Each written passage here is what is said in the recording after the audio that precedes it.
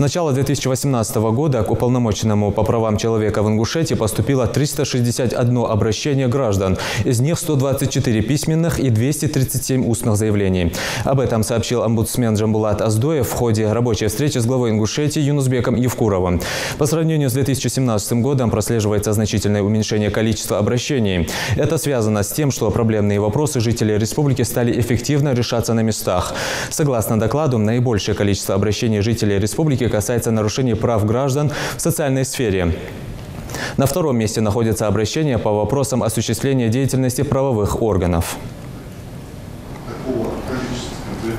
Вот если говорить содержательная часть, то обращение, значит, это обращаются вынужденные переселенцы, это отказ в продлении статуса.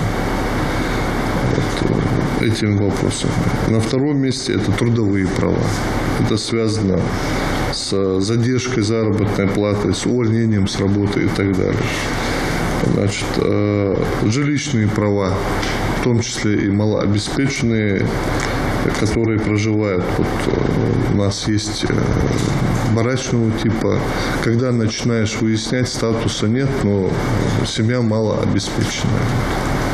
Такие вот вопросы.